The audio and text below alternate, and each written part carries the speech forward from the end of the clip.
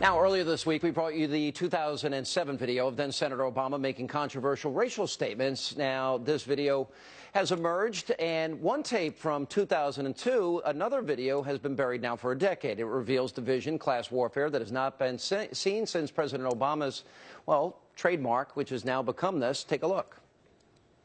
The principle of empathy gives broader meaning, by the way, to Dr. King's philosophy of nonviolence. I don't know if you've noticed, but rich people are all for nonviolence. Why wouldn't they be? They've got what they want. They want to make sure folks don't take their stuff. The spirit of empathy condemns not only the use of fire hoses and attack dogs to keep people down, but also accountants and tax loopholes to keep people down. Now we have more tape, but here with reaction to these newly rediscovered tapes from the New York Civil Rights Coalition, Michael Meyers, and radio talk show host with the Salem Radio Network, Dennis Prager. What is it with the change in cadence? Al Gore did it. Hillary did it. He's before predominantly African-American audience. What is that? Is it called pandering? I won't hold the intonation of his voice against him because even Muhammad Ali doesn't speak in rhyme all the time. So people do that in different audiences. And the point is... There's no pandering to that, though? Of course he's pandering. But the point of it is that he's engaged in racial rhetoric. That's what he's engaged in. It's the resort, the recourse, the refuge of the demagogue. And that's what the demagogue does. They don't care about facts. They don't care about how much errant nonsense they do. They pander to the audience, tell the audience what they think they want to hear, and they look through the reality through the prism of racial paranoia. We showed the other night side by side, 2007, the tape, which, by the way, yeah, the media say, well, this is old news, these tapes were out there, but the point was, this tape was never shown. This was never picked up. This wasn't in the, quote, official transcript because these were ad-lib remarks. I'll show it again tonight. But I just want to, how are we to interpret these two Obamas? And who's the real Obama? I really believe that this can be explained in a nutshell. To understand Barack Obama, one has to understand he is a man of the left. Leftism, as I wrote in my column this week, is the most dynamic religion in the world for the last 100 years. It's more dynamic than Christianity, more dynamic than Islam. His Trinity, Christians have the Father, the Son, and the Holy Ghost. The left has race, gender, class. That's how your kids will learn life. That's the prism through which they will understand life at college.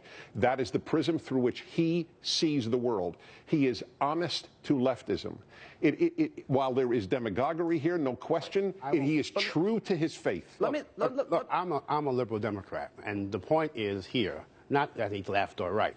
The point here is that we know what he is through these tapes now. We know he revealed himself as what we call... Was it the real Obama in 2008 in Philly on race, or this other race speech? I wrote an op-ed piece in the LA Times exposing his Philly speech as being the race man that he is. You see, he focuses everything about race. And class, though, let me play part of the 2007. That was also class. That's my point. Because he's saying that Katrina victims were not taken care of by the government because the government is against black people. Right. That's what he's saying. Well, let's go back and roll a part of this tape and also notice the change. This is not the Obama, the way you hear him when he gives a speech.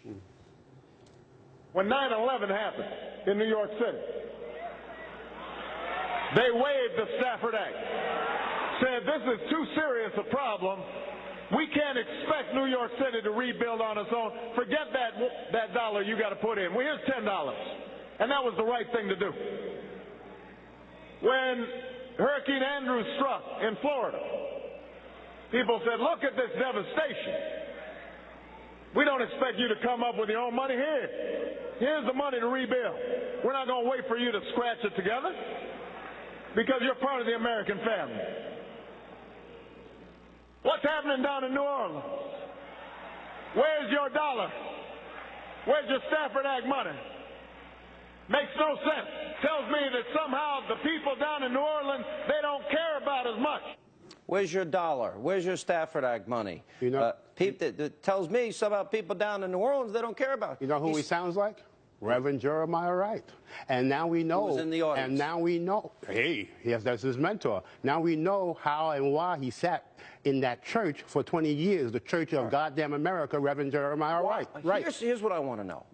A very different Obama. He's saying the American government is and this country basically is racist. Right. All right. So he's making that accusation. I play a tape that part of it that nobody's seen before. Mm-hmm.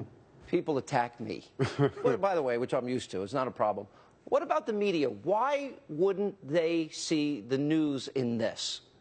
Oh, they see the news in it, but they don't want the country to see the news in it. Of course they see the news in it. Because they've sold out the American people. Right. And by the way, he has paid the price for it. One of the biggest reasons he lost last night was that he is so used to the media taking cover for him that he was not used to being attacked. He was not used to being answered. Yeah. He has been defended for 4 years by this media. By the way, it was you know what? I love the Al Gore excuse. It was the altitude. Well, you had a great line. The media. Climate change. Climate change. Well, wait a minute. He didn't have a problem in Invesco Field, did he, back in 2008?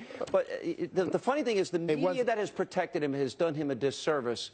That's the point. He doesn't know how to answer. He was stunned. He never had to answer a tough question. He didn't just lose last night. He was, Mr. President, you were beat. You got beat bad. So you have to understand, the media has the same lens that Obama has. Yeah. They still believe in race and racial polarization. They don't get it yet. In the next 35 days. Race ain't what it used to be. America, right? In the next 35 days, I promise you, it is going to be hell. The ugliest campaign you've ever seen, because now they're desperate. Incidentally, Barack Obama's senator voted against the Stafford Act, just for the record. Good point. He voted against it. Great. I did not know. That's correct. Because it was part of the Iraq bill, and he was voted against it. I just want to tell you, I like the entitlement line, that you're entitled to your plane, you're entitled to your house. You are not entitled to your own facts. Talk about entitlements. All right, guys.